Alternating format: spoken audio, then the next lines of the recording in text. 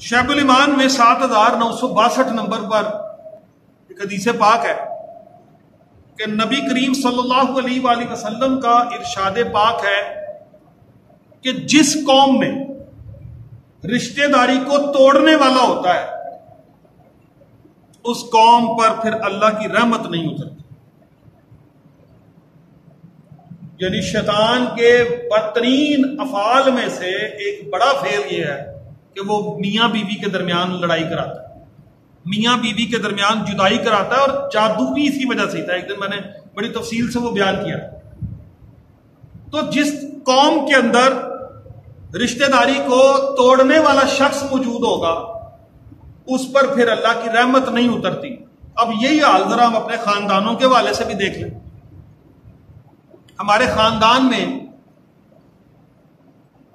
ایسے لوگ موجود ہوں گے جو شریر ہوں گے، جو شر انگیزی کریں گے، جو ادھر کی بات ادھر کریں گے، جو جلتی پر تیل کا کام کریں گے، جو جھگڑا ختم نہیں ہونے دیں گے بلکہ اس کو کسی نہ کسی طریقے سے اور بڑھائیں گے. ایک بڑی معروف حدیث ہے کہ آقا کریم صلی اللہ علیہ وآلہ وسلم ایک دفعہ قبرستان کے پاس سے گزر رہے تھے تو آپ صلی اللہ علیہ وآلہ وسلم نے بتایا، مفہوم حدیث ہے کہ یہ دو قبریں، دونوں قبر والوں کو عذاب ہو رہا ہے، اور فرمایا کہ عذاب کوئی بہت بڑی بات پر نہیں ہو رہا. ایک ان میں سے ایسا تھا جو چھوٹے پیشاب سے نہیں بچتا تھا، اس کی چھینٹوں سے نہیں بچتا تھا، اور ایک ان میں ایسا تھا جو چغلی کھایا کرتا تھا.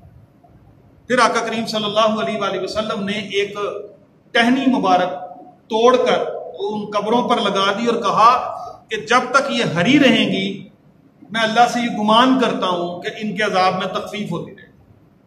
یہ ایک الگ سے عمل ہمیں پتہ چل گیا. لیکن آپ ذرا دوبارہ اس موضوع کی طرف آئیں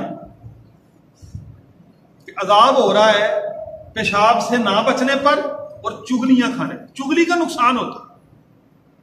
نقصان کیا ہے کہ ایک بات جو میرے علم میں نہیں ہے تو مجھے اس کی کوئی پریشانی بھی نہیں ہے، مجھے اس کی طرف سے کوئی دکھ بھی نہیں ہے، لیکن ایک بندہ آ کر بار بار ادھر کی بات ادھر، ادھر کی ادھر، کوئی بندہ میرے بارے میں اگر کوئی غلط بات کرتا بھی ہے تو مجھے اس کا نہیں پتہ، لہذا مجھے کوئی دکھ نہیں ہوگا. لیکن اگر کوئی شخص آ کر مجھے وہ بات جتلا کر بتائے گا تو ظاہری بات ہے جب مجھے پتہ چل جائے گا تو مجھے دکھ ہو. یا کسی کو ہم راز دیتے ہیں تو وہ بات کسی دوسرے تک پہنچا دیتے ہیں. ایک بزرگ تھے تو ان کے پاس ایک شخص آیا، ایک بزرگ تھے، ان کے پاس ایک شخص آیا اور آ کے کہنے لگا حضور فلاں بندہ آپ کے بارے میں یہ بات کرتا ہوا جا رہا تھا. وہ حضرت صاحب نے سنا تو وہ کہنے لگے کہ تیری مثال اس شخص کی طرح ہے کہ کسی نے مجھ پر تیر چلایا تھا اور وہ رستے میں گر گیا تھا اور تو نے رستے سے اٹھا کر لا کر میرے سینے میں پیوست کر. مجھے دکھ اس بندے نے نہیں دیا، مجھے دکھ تو نے دیا. یہ بات مجھ تک پہنچنی نہیں تھی کہ وہ گالی گلوچ کر رہا ہے یا مجھے برا بھلا کہہ رہا ہے. کیا وہ بات تجھے روک نہیں لینی چاہیے تھی اپنے پاس؟ تجھے اس بات کے کرنے کا کیا فائدہ تھا؟